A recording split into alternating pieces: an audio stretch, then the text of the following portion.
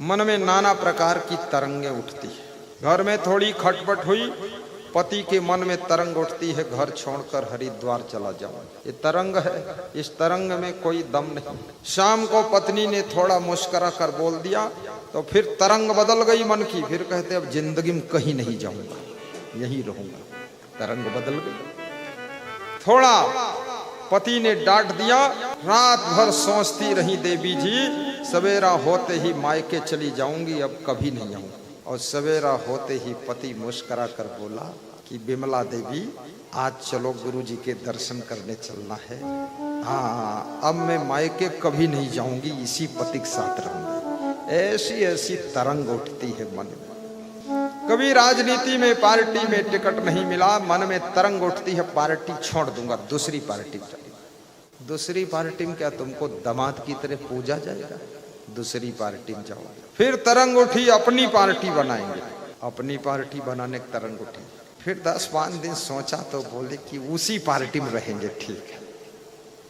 तरंग में बहने वाले लोग जिंदगी में कभी सफल नहीं होते हैं, और तरंगों के तटस्थ होकर के नई उमंग के साथ काम करने वाले लोग नया रास्ता खोलकर आगे बढ़ते हैं। मन की तरंग मार, कभी मन में तरंग उठी साधु बनेंगे। फिर कहीं थोड़ा कुसंग पड़ गया, नई नवेली गुलगब्बे बाल रखने वाली लड़कियों को देखा, अरे बोले ये तो चारों धाम छूट गए, कहाँ चले गए? वह कबीर धाम में पहुंच गए। नहीं नहीं, तरंग से साधुता नहीं चल सकती है, तरंग से गृहस्थी भी नहीं चल सकती है, और तरंग से शिक्षा भी नहीं मिल सकती है, तरंग से राजनीति में सफलता नहीं मिल सकती है। याद रखना, एक ही रंग हो, एक ही उमंग हो, और गुरु की भक्ति संग हो, और साथ में सत्संग हो, तब देखिए तरंग को कंट्रोल कर। सत्संग में हंसना चाहिए, मुस्कुरा कर सुनना चाहिए, जोरदार ताली बजाना चाहिए, जयकारा बोलना चाहिए, और बातचीत नहीं करना चाहिए। बस अब होशियार हो गए तो बातचीत बंद, शांति, और खुश होकर सुनना चाहिए। ऐसा गुरु को ना लगे कि मैं सुना रहा हूं, इनकी गुस्सा बढ़ रही। गुरु डर जाएगा, घबरा जाएगा। हंसकर खुश हो, सुनि समझहि जन्म उदित मन मज्जहि अति अनुराग। रामायण कहती है सत्संग को सुनो तो कैसे सुनो, समझो तो कैसे सुनो, मुदित मन से, प्रसन्न मन से, खुश मन से, और अति अनुराग से सत्संग की गंगा में स्नान करो। अति अनुराग, अत्यंत प्रेम श्रद्धा के साथ में। ऐसा नहीं ईर्ष्या द्वेष भर कर बैठे हैं यहाँ, नहीं नहीं, बिल्कुल निर्मल मन। राम ने स्वयं कहा है, शिवरी मैं भक्ति तेरे सामने कह रहा हूं, नौ भक्ति, लेकिन कैसे सुनना है? सावधान सुनो धरु मन माही। 5 चौपाई रामायण की रोज पढ़ो, 5 दोहे कबीर के रोज पढ़ो, 5 गीता के श्लोक रोज पढ़ो, 5 नीति शास्त्र के श्लोक रोज पढ़ो, और पूर्व गृह मंत्री राम सेवक पैकरा जैसे यूट्यूब में गुरु जी का प्रवचन रोज सुनो। लोग बोलते हमें संस्कृत पढ़ना नहीं आता है, तो तुम्हें कौन आती है? जर्मन भाषा आती है? संस्कृत कौन कठिन भाषा है? किसी मुसलमान से पूछ लो उर्दू आता कि नहीं आता, सबको आता है।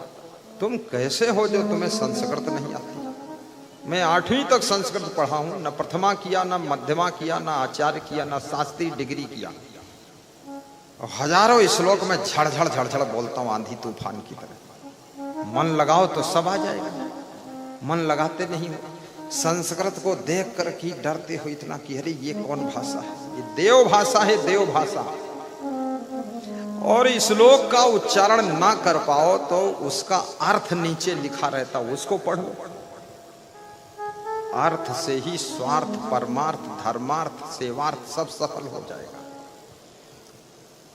तो सावधान सुन धरु मन माही, नवधा भक्ति कहूं तो ही पाही।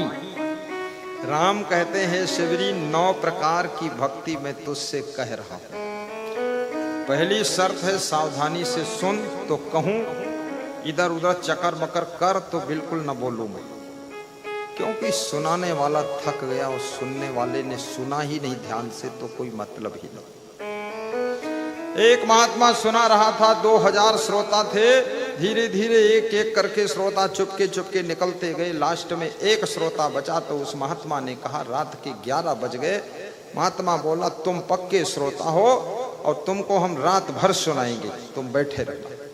तो श्रोता बोला महाराज हम यहाँ के गेट कीपर हैं, चपरासी हैं, गेट बंद करने के लिए हम बैठे हैं कि तुम निकलो तो हम बंद करें, हम श्रोता होता नहीं।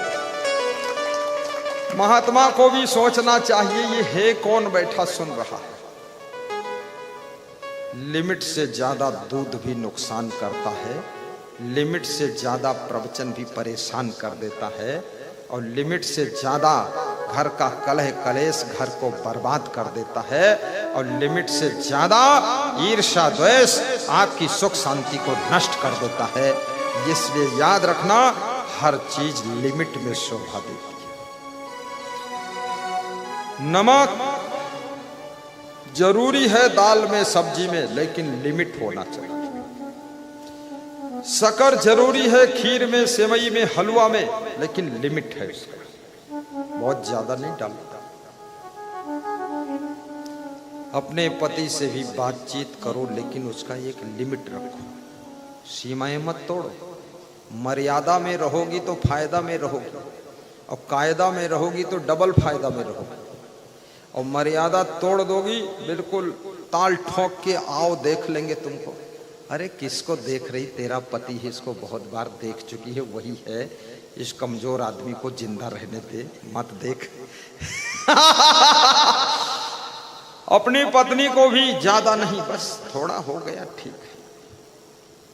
गलती है कोई, कभी नजरअंदाज भी कर दो, कभी समझा दो, कभी कुछ मत बोलो, कभी थोड़ा डांट दो, और कभी क्षमा कर दो। बिना क्षमा के परिवार और संगठन नहीं चलता है। राजनीतिक पार्टी में भी जो गलती करता है 6 साल के लिए पार्टी से बाहर करते हैं, और 6 साल बाद फिर उसको पार्टी के अंदर ले लेते हैं।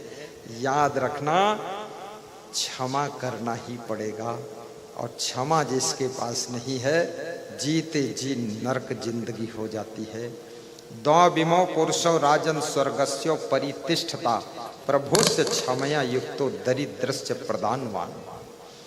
विदुर जी कहते हैं 2 प्रकार के लोग स्वर्ग से ऊंचे स्थान प्राप्त करते हैं। एक तो वह लोग जो बलवान हैं, शक्तिशाली हैं, लेकिन गलती करने वाले को हंसते हंसते क्षमा कर देते हैं, उनको स्वर्ग से ऊंचे स्थान प्राप्त होता है। दूसरे वह जो बहुत धनवान तो नहीं है, फिर भी अपने श्रद्धा शक्ति से दान करते हैं, दानश्च प्रदत्त, वे लोग स्वर्ग से ऊंचे स्थान प्राप्त करते हैं। दान नहीं करोगे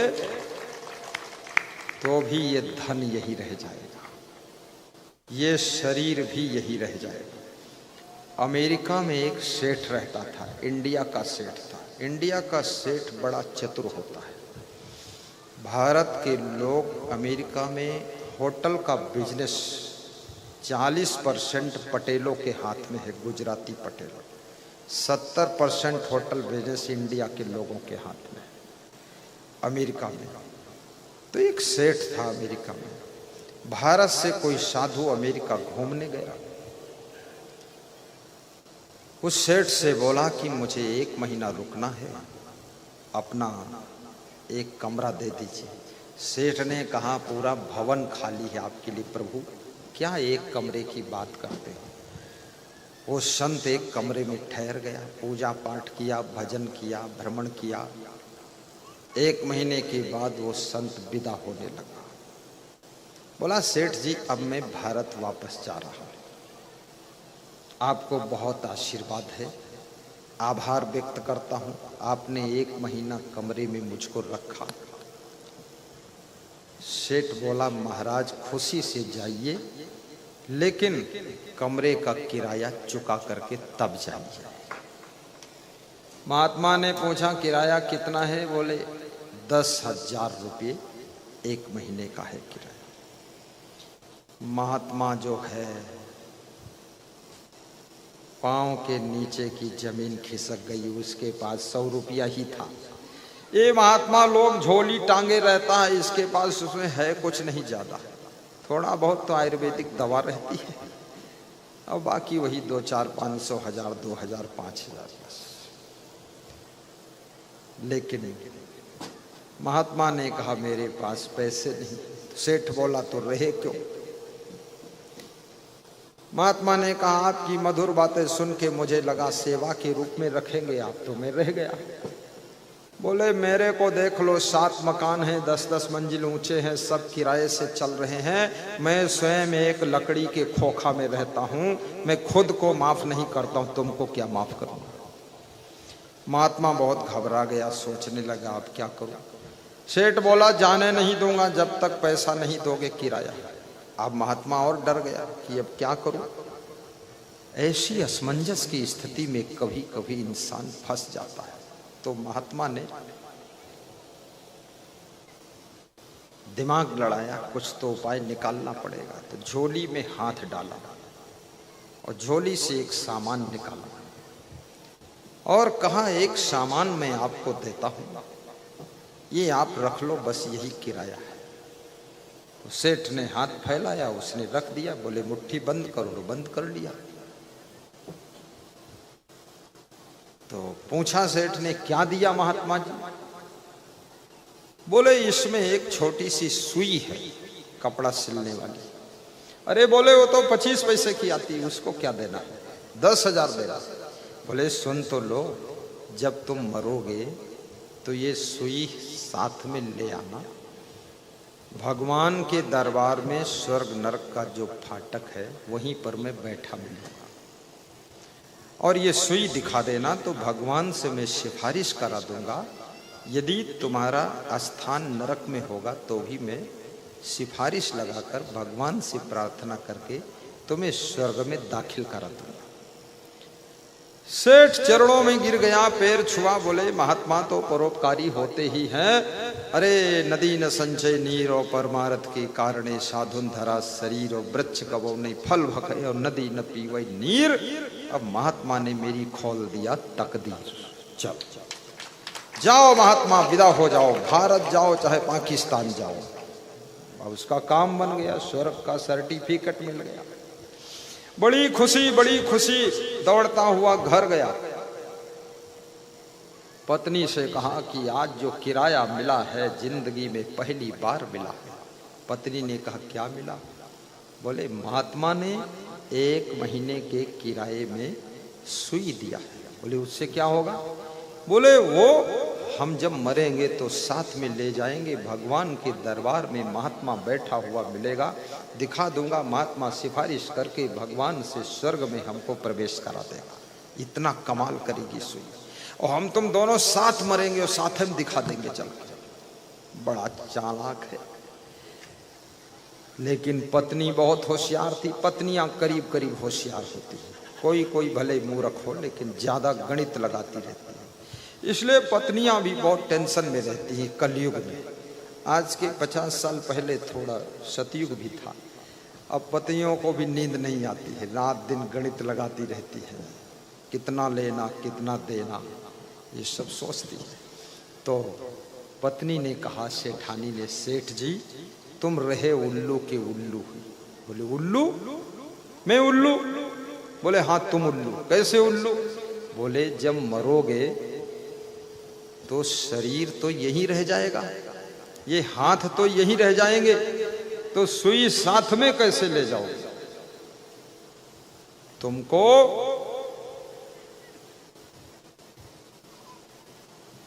साधु ने उल्लू बना दिया, महात्मा ने। तो सेठ को लगा सच में उल्लू बना दिया हमको। जब मैं मरूंगा शरीर यहाँ रह जाएगा, हाथ यहीं रह जाएंगे और सुई साथ कैसे जाएगी। ये बात सबके समझ में आ रही है? जिसके समझ में आना ही रही उल्लू है। अब पता चल जाएगा कौन उल्लू है। महात्मा आधा किलोमीटर निकल गया था, पीछे से सेठ दौड़ा जोर से और चिल्लाया, ए साधु, ए महात्मा, रुक जाओ, तुमने उल्लू बना दिया। महात्मा सोचा फिर वही बला आ गई, कुछ गड़बड़ हो गया। महात्मा रुका, घबरा गया।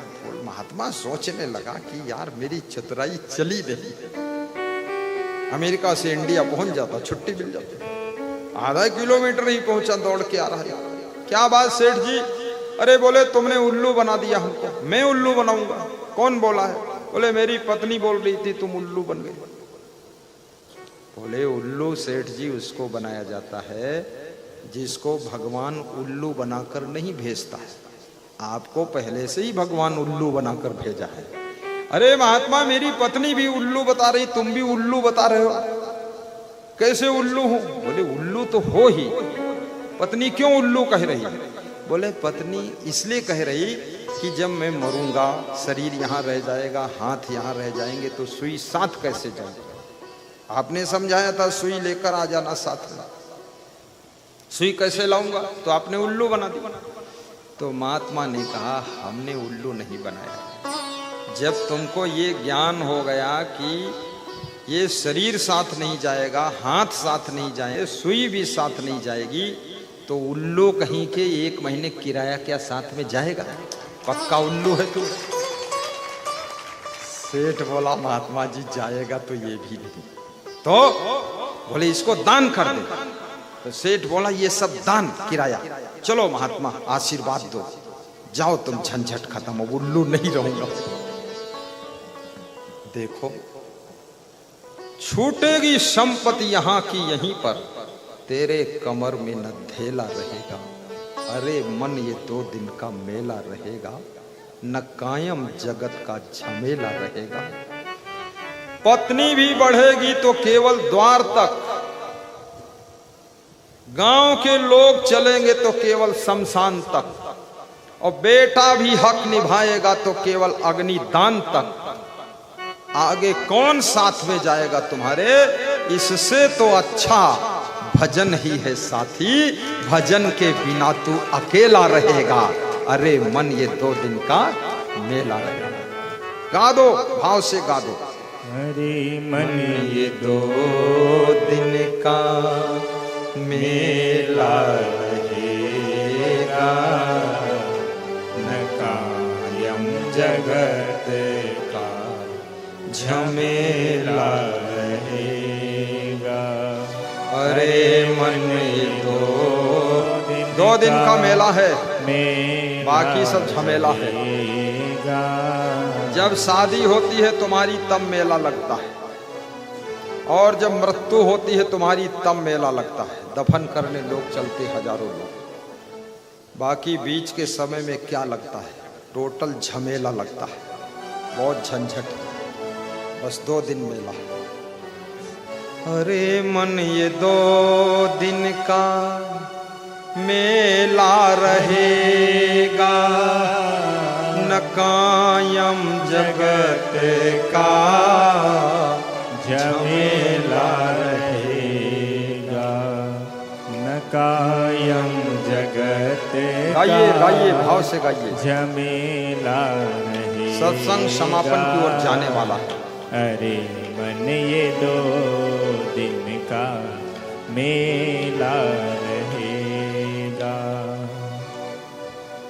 अरे मन ये 2 दिन का मेला रहेगा, न कायम जगत का झमेला रहेगा। द्रग बिंदु साथ देंगे तो केवल जल बिंदु पान तक।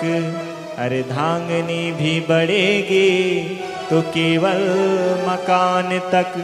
वो गांव के लोग चलेंगे तो केवल शमशान तक। बेटा भी हक निभाएगा तो केवल अग्निदान तक, हाँ केवल अग्निदान तक। अरे इससे तो अच्छा भजन ही है साथी, भजन के बिना तू अकेला रहेगा। अरे मन ये 2 दिन का मेला रहेगा, न कायम जगत का झमेला रहेगा, न कायम जगत का झमेला रहेगा, न कायम जगत का झमेला रहेगा।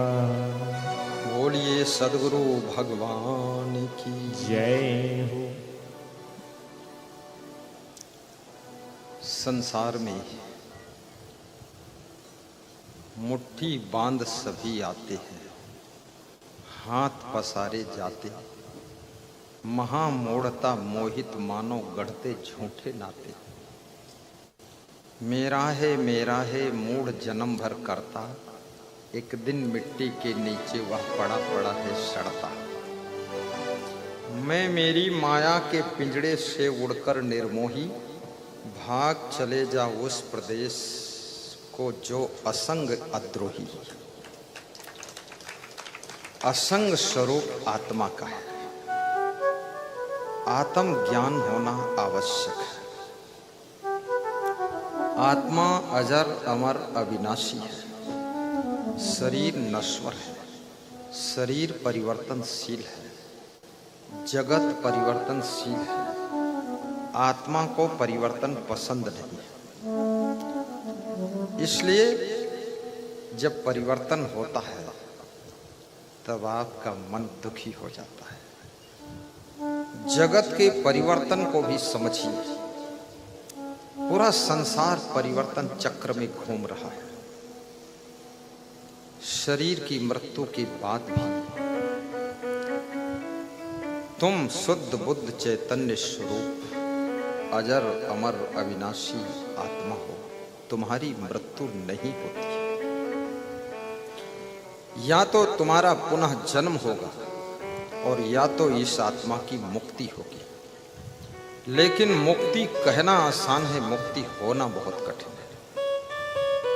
मुक्ति ऐसे नहीं मिलती है। जियत न तर्यो मोये का तरी हो, जियत ही जो न तरे। जीवन में ही मुक्त होना पड़ेगा। जीवन मुक्त जो हो जाता है वो फिर मृत्यु के बाद विदेह मुक्त हो जाता है, फिर जन्म नहीं लेता है। यतेन्द्री मनोबुद्धि मुनि मोक्ष परायण, विगतेच्छा भय क्रोधा, यह सदा मुक्त एव सः। जिसने अपनी इंद्रियों को जीत लिया है, मन को बस में कर लिया है, जिसकी बुद्धि सद्बुद्धि में परिवर्तित है, जो मोक्ष की साधना में लगा हुआ है और जो इच्छा भय और क्रोध को बस में रखता है, वह सदैव मुक्त ही है। भगवान श्री कृष्ण अर्जुन को समझा रहे हैं। चाणक्य कहते हैं मुक्तो निर्विषयम मनः, बंधाय विषया संगो मुक्तो निर्विषयम मनः, मनयो मनुष्याणाम कारणम बंध मोक्ष। विषय भोगों में आसक्ति ही बंधन है और विषयों की आसक्ति का टूट जाना ही मुक्ति है।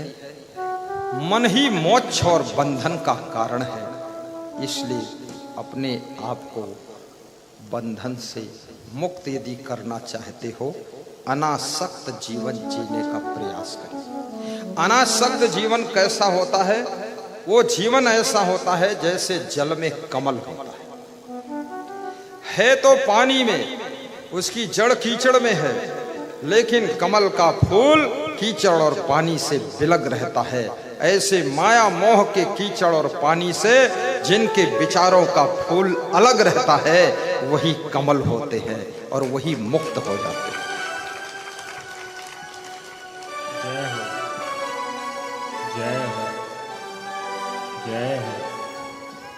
जय हो, जय हो, जय हो, जय हो,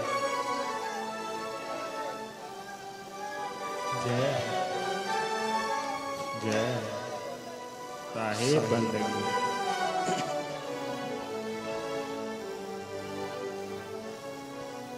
कबीर कमाई आपनी कभी न निष्फल जाए, बोया पेड़ बबूल का आम कहाँ से खाए। कबीर साहब कहते हैं आज का कर्म कल भाग्य बनकर आ जाता है। सत्कर्म करोगे तो सौभाग्य उदय होगा, दुष्कर्म करोगे तो दुर्भाग्य उदय होगा। भाग्य बनाना, बिगाड़ना, मिटाना, संभालना, ये सब आपके हाथ में। भगवान को दोष मत दीजिए, भाग्य के निर्माता आप स्वयं हैं।